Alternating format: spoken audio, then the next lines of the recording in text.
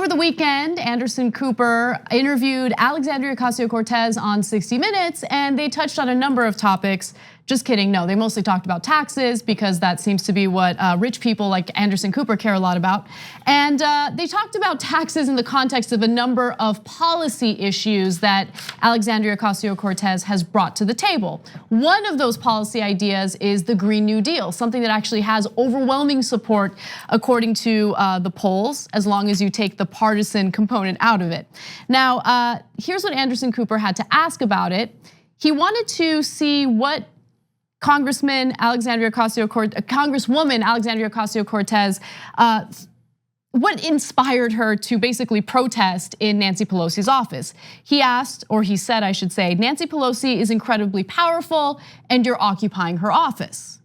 Well, Congresswoman Ocasio-Cortez responded back with, quote, I kept kind of just coming back to the idea that what they're fighting for wasn't wrong.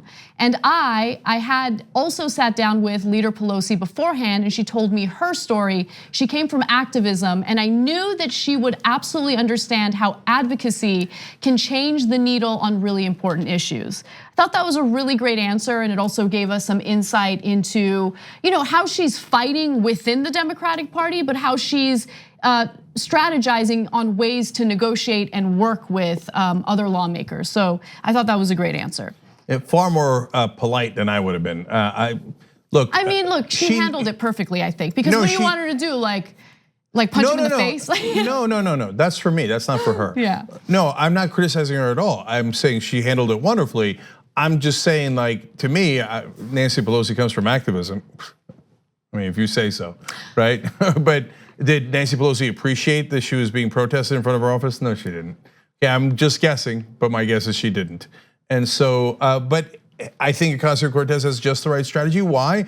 You don't have to be as brusque as me. That's for the show. That's not necessarily for Congress, right? But when push comes to shove and there's votes, Ocasio-Cortez was strong enough to stand up to Nancy Pelosi and vote no on PAYGO. So, God bless. So the conversation about the Green New Deal continued. Anderson Cooper says the following: you're talking about zero carbon emissions, no use of fossil fuels within 12 years. How is that possible? Are you talking about everybody having to drive an electric car? At that point, Representative Ocasio-Cortez responds with, it's going to require a lot of rapid change that we don't even conceive as possible right now. What is the problem with trying to push our technological capabilities to the furthest extent possible? And at that point, Anderson Cooper brings up the issue of taxes. This would require, though, raising taxes. Do you have a specific on the tax rate? And this is a part of the interview that was released prior to the full interview being broadcast. And so we've talked about it before, but here's what she had said. She said, you look at our tax rates back in the 60s and when you have a progressive tax rate system. Your tax rate, let's say from $0 to $75,000, maybe 10% or 15%, et cetera. But once you get to the tippy tops on your $10 millionth dollar, sometimes you see tax rates as high as 60 or 70%. That doesn't mean all 10 million are taxed at an extremely high rate, but it means that as you climb up this ladder, you should be contributing more. So that is where she talks about the marginal tax rate, increasing the marginal tax rate in order to pay for some of the policy ideas that she is pushing for. Okay, it's perfectly rational. It's what we had in this country from the 1940s to the 1970s, top economic time in American history, in fact, in world history. So those rates work, it's a fact. People have conveniently forgotten that fact, whether they're journalists or right-wingers or even the Democratic Party. So all of our answers, again, make perfect sense. But I'm just gonna quick note on Anderson Cooper's framing. So Nancy Pelosi's powerful, but you're occupying her office. What do you mean, but? Right? So look, none of these are egregious. It's not like there's been far worse in the media. No, I mean, it's pretty egregious. What's implied there is egregious. What's implied there is, how dare you stand up to someone in a position of power? Which, by the way, is, if you believe in that framing and you believe that it's a terrible thing to stand up to someone in a position of power, then you don't really believe in a democratic process, you don't believe in leadership, you don't believe in new ideas or challenging old ideas. Yeah, she could have said, I was just keeping him honest. But for one segment, though. Just for one segment. Anyway, and then the more important issue is the framing of, well, how in the world are you going to do the Green New Deal? I mean, imagine when Kennedy came out, and by the way, I'm sure that reporters did do this when Kennedy came out and said, we're going to go to the moon. You're going to go to the moon in that short period of time. How are you going to go to the moon? With a spaceship? Yeah, that's how we're going to go to the moon. And that's how we did go to the moon. And so we got to push ourselves. The question, and we do actually, we do push the very outer limits of what is possible in our government when we cut tax rates for the rich by $2 trillion. That brings our government to a breaking point, but everybody thinks that's perfectly normal, and nobody goes around going, how? How are you gonna do that? My God, that's gonna rob the American people of $2 trillion in tax revenue. It's gonna destroy the budget, et cetera. How are you gonna do that? No, they just do it. They just do it. They don't care about the budget. They don't care about the deficit. And Anderson Cooper never looks at him like, whoa, how would you do that? You would do it by actually trying. When you try to take care of the rich or the defense contractors, it turns out you can start 17-year wars in the Middle East. It turns out you can start wars in a dozen countries, and nobody goes, how are you gonna bomb 12 different countries at once? So, I know I risk making this conversation go way longer than it needs to, but this is a commentary more about the media and the obsession with remaining neutral, right?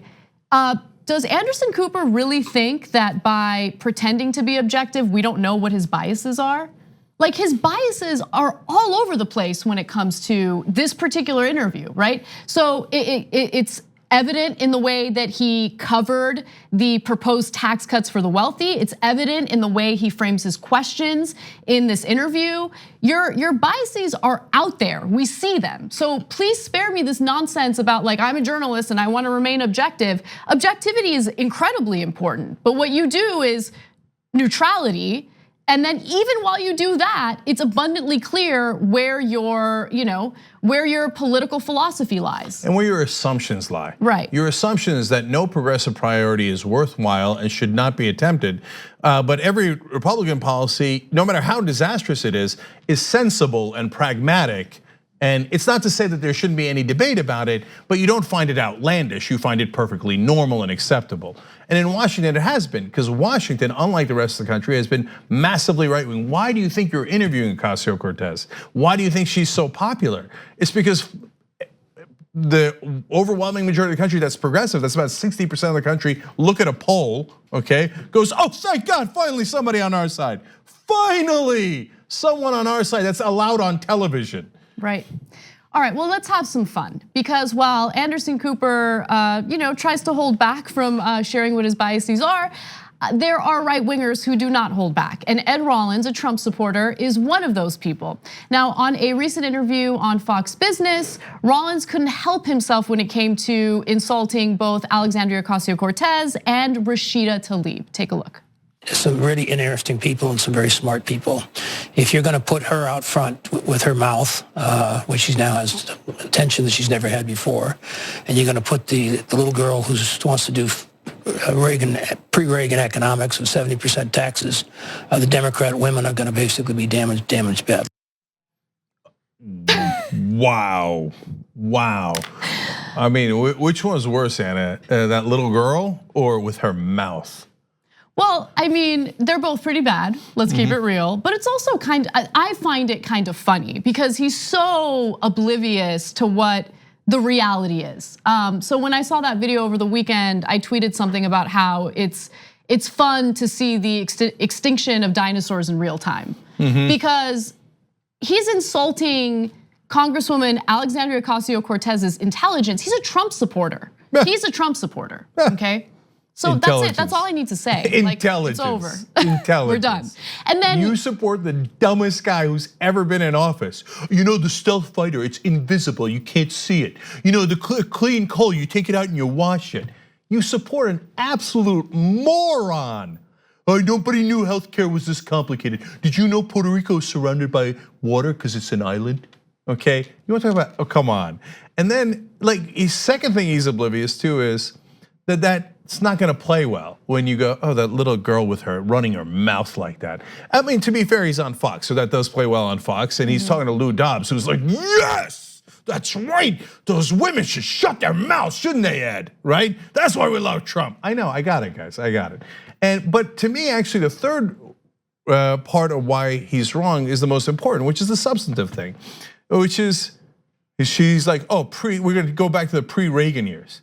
Ed, do you know any history at all? I mean, you support a moron, so I'm not surprised that you also know nothing. Pre-Reagan years were the years that you guys all claimed were the best times in America. Oh, the good old 1950s. That's what every conservative says. Make America great again, right? The pre-Reagan years was when America had the biggest economic boom that any country has ever had in the history of the world. And during that entire time, the top marginal tax rate was between 70 to 91%. Learn some history, you dotard. Well, Rollins wasn't the only person who went after Congresswoman Alexandria Ocasio-Cortez. In fact, Fox and Friends felt that this insanely high tax rate would be a disincentive to work. Take a look. Taxed at 90%, why bother? Did the gentleman refer to a fair share? Yes. A fair share is 90% for the government and maybe 10% kept by you? Well, what's the incentive of working hard? And don't the people who contribute that much to society and are creating the big businesses, aren't they helping our economy? It would be very bad news for America's economy. You don't want the government coming in and saying, well, you've made too much. You're too aggressive. You're too successful. We're going to take 90% off you. That's ridiculous. Or they just won't do anything. The most successful people will pull back and say, I don't have to do anything. I have to create any more jobs, start any more businesses, and I'm going to pull back. That is precisely what will happen. So I just want to remind you guys, and most of you already know this, but just in case, look, Alexandria Ocasio-Cortez is talking about a marginal tax rate, right? So the amount of money that would be taxed after an insane amount of money. So let's say you've already brought in $10 million that year. Anything over $10 million would be taxed at that marginal tax rate. It does not mean that 90% of someone's income would be taken away by the federal government. It would not work that way. But of course, they very conveniently left that out of the conversation. Well, I mean, there's a number of reasons. First of all, they talk about 90%. She never said 90%. She said 60 to 70%. Okay, so then everybody in the media made it 70%, even though she said 60 to 70. And then Fox News comes in and goes, oh, that's inconvenient. Let's just call it 90. Why don't you just call it 99 while you're at it? Okay, as long as you're making up numbers, because she didn't say that.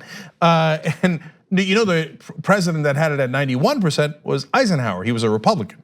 So again, they don't know anything. Steve Doocy, later in the interview, in that discussion, said, well, then that'll teach people, man, don't make $10 million. That's the lesson to be learned here, because that's when it would kick in. Again, you schmuck.